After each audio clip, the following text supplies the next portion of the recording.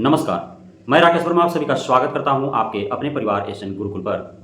आज तक के इतिहास का सबसे बड़ा घोटाला यदि बिहार में हुआ तो वह है बिहार का शिक्षा विभाग, जिसमें पूर्व एसीएस के पाठक रहते हुए पिछले 1 वर्ष में सैकड़ों करोड़ रुपए गटक लिए गए बिना ठेकार लिए, जिसकी चर्चाएं आज तक हो रही हैं। कई समाचार पत्रों के माध्यम से इसका उद्भेदन हुआ, कई न्यूज चैनलों पर इस भ्रष्टाचार को कवर किया गया, यूट्यूब के माध्यम से, सोशल मीडिया के माध्यम से तथ्य और साक्ष्य के साथ वायरल किए गए। बावजूद इसके अब तक कोई कार्रवाई नहीं हुई है। एक जगह कार्रवाई देखने को मिला, किशनगंज में जब के पाठक चले गए उनके जगह पर एसएस के तौर पर डॉक्टर एस सिद्धार्थ पधारे, तब वहाँ के डीओ डीपीओ एवं अन्य कर्मचारियों के ऊपर कार्रवाई हुई। लेकिन पूरे 3800 जिला इस भ्रष्टाचार से अछूत नहीं है। 3800 जिला की मैं बात कर रहा हूँ। जिन जिन जिलों में, जिन जिन प्रखंडों में, जिन जिन विद्यालयों में के पाठक रहते हुए चाहे जो भी कार्य हुआ हो, उसमें कमीशनखोरी, घूसखोरी, भ्रष्टाचार, घोटालेबाजी हुआ है और यह व्याप्त रहा, सर्वविदित रहा, सबको ज्ञात था कि ये सारे हो रहे हैं। लेकिन के पाठक के ऊपर किसी का जोर नहीं चला। जो सिटिंग विधायक हैं, चाहे वो एमपी एमएलए हो चाहे एमएलसी हो, उनके द्वारा यह स्वीकार किया गया कि बेंच डेस्क उपलब्ध कराने के एवज में सैकड़ों करोड़ रुपए का घोटाला हुआ है, थाली उपलब्ध कराने के एवज में सैकड़ों करोड़ रुपए का घोटाला हुआ है, एवं अन्य प्रीफैब स्ट्रक्चर निर्माण, पेयजल आपूर्ति, विद्यालय जीर्णोद्धार, विद्यालय निर्माण, विद्यालय मरम्मती, बस्ता उपलब्ध कराने में, टीएलएम किट्स में, एफएलएन किट्स में, एमडीएम में, इन तमाम जो सुख सुविधाएं उपलब्ध कराए गए के पाठक के रहते हुए सब में बिना कमीशन का कोई भी चीज हुआ ही नहीं है, कोई भी कार्य हुआ नहीं। साथ ही सारे ये सुविधाएं उपलब्ध कराने के लिए आउटसोर्सिंग एजेंसियों को ठेका दिया गया और बिना किसी टेंडर के मनमाने तरीके से उनको कार्य सौंप दिए गए। और जब अब खुलासे हो रहे हैं तो जो मैं पूर्व में कहते आया हूं वो अब दिख रहा है कि ये जो आउटसोर्सिंग एजेंसी जो चलाने वाले हैं, उन आउटसोर्सिंग एजेंसी के जो ऑनर हैं, वो कोई मंगरा गुजरा नहीं है, वह किसी अधिकारी पदाधिकारी का हित रिश्तेदार है, किसी नेता, मंत्री, विधायक, सांसद, जनप्रतिनिधि का हित रिश्तेदार है, कोई शिक्षा विभाग से जुड़ा हुआ ही अधिकारी कर्मचारी है। वही अपना वाइफ के नाम से, अपना भाई के नाम से, अपना माई के नाम से, अपना बाप के नाम से, अपना मामा, मौसा, फूफा, फुआ, मौसी, बहनोई, बहन के नाम से, भगना, भगनी, भतीजा, भतीजी, बेटा, पुतोह के नाम से आउटसोर्सिंग एजेंसियां रजिस्ट्रेशन करवा लिया और फिर जो है शिक्षा विभाग से अपना कार्य ले लिया। एक एक व्यक्ति का, एक एक परिवार का कई कई आउटसोर्सिंग एजेंसी है, एक एक दर्जन आउटसोर्सिंग एजेंसी। अब ना खुलासे हो रहा, खुलासे होंगे ना, आप देखेंगे। इस प्रकार से कार्य सौंपे गए उन्हें। तो क्या आपको लगता है कि हम आउटसोर्सिंग एजेंसी अपना स्टेबल कर लिए तो हमें कैसे पता कि हमको काम मिलने ही वाला है? इसलिए कि आउटसोर्सिंग एजेंसी तो बनाओ तो भाई वाह, काम हम न देंगे। इस तरह से हुआ है, बस चटाते रहना थोड़ा थोड़ा, फंडवा में से घटाते रहना थोड़ा थोड़ा, कमवा करना। कौन सा काम कर दोगे तो आजीवन रहना है? 2-4 साल के बाद खत्म होगा, फिर पैसा सरकार देगा, फिर मरम्मती होगा, फिर आउटसोर्सिंग एजेंसी तोरे ना रहेगा, तोरे काम में रहेगा। इस तरह से मैनेज हुआ है सब। आउटसोर्सिंग एजेंसियों के माध्यम से DPM, BPM, BRP, ICT instructor, रात्रि प्रहरी, परिचारिका, सफाई कर्मी, शौचालय सफाई कर्मी, ये सब जो बहाली हुआ है, तनी मनी रुपया खाया है सब आउटसोर्सिंग एजेंसी वाला। आउटसोर्सिंग एजेंसी वाला रुपया इसी खाया, उसको हिमाकत कैसे हुआ? क्योंकि उसको देना था, तुमको हम देंगे कार्य, लेकिन चाहिए इतना, मिल गया काम। किसी भी बाहरी कंपनी को आप कार्य सौंप रहे हैं बिना टेंडर के, बिना कंपटीशन के।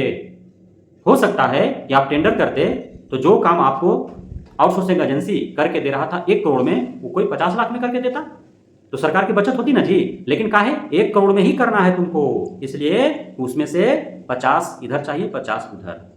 इस प्रकार से खेल हुए हैं।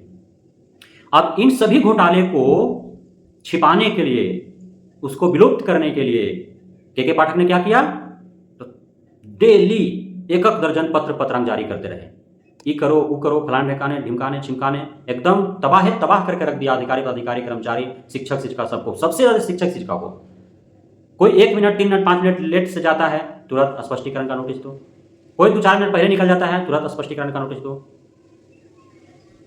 कभी होली छुट्टी खत्म, कभी शिवरात्रि छुट्टी खत्म, कभी सरस्वती पूजा छुट्टी खत्म, कभी मकर संक्रांति छुट्टी खत्म, कभी दशहरा, कभी दीपावली, कभी रक्षाबंधन छुट्टी खत्म, कभी रविवार को बुला लिया।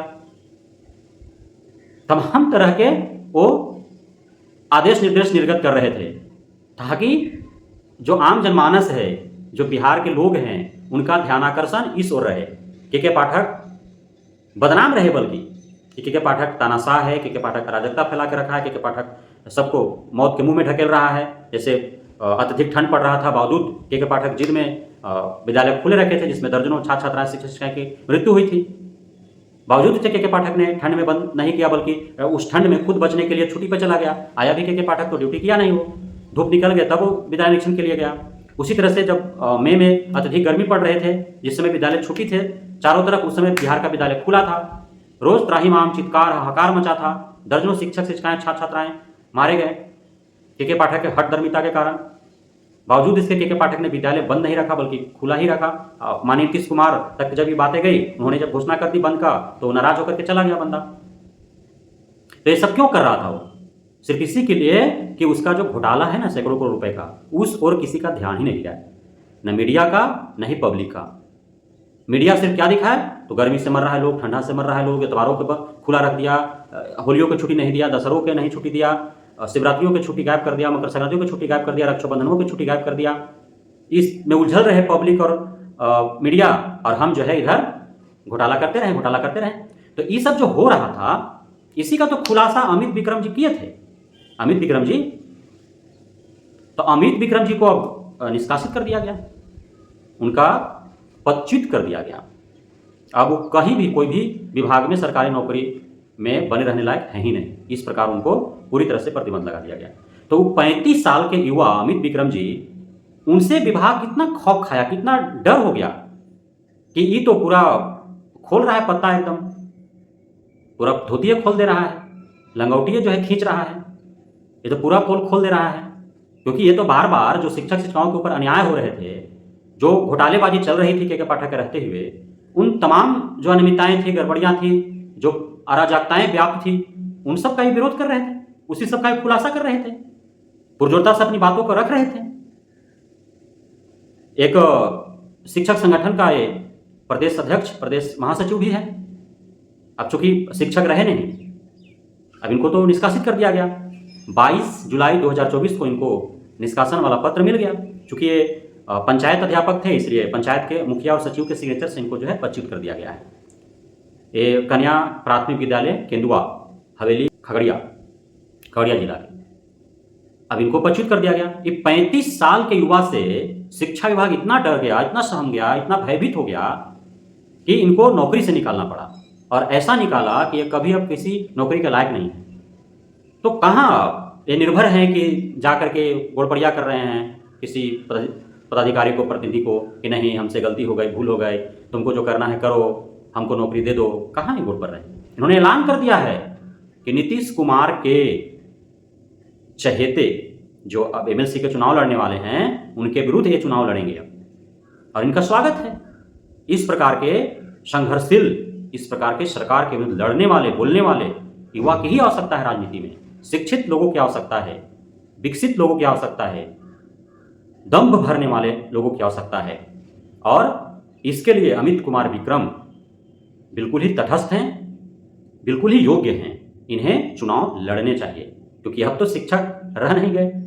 तो कोई ऐसा प्लेटफॉर्म चाहिए जो हमेशा आजीवन शिक्षक शिक्षिकाओं का हितैषी बन, शिक्षक शिक्षिकाओं के ऊपर हो रहे जुल्म एवं शिक्षा व्यवस्था में व्याप्त अराजकता के खिलाफ आवाजें उठाते रहें, बुलंदी के साथ उठाते रहें, ताकि शिक्षा विभाग पर किसी का बुरी नजर न पड़े और बिहार का शिक्षा व्यवस्था का सुदृढ़ीकरण हो, बिहार की शिक्षा में सुधार हो, एवं बिहार के शोषित, वंचित, दबे, कुचले, पिछड़े जो वर्ग के लोग हैं, उनके बच्चे विद्यालय में पढ़ने जाते हैं, उनको अच्छी गुणवत्तापूर्ण शिक्षा प्रदान हो सके। बहुत बहुत धन्यवाद आप सभी साथियों का हमारे साथ जुड़े रहने के लिए, बने रहने के लिए, इतना प्यार देने के लिए, हम पे भरोसा बनाए रखने के लिए।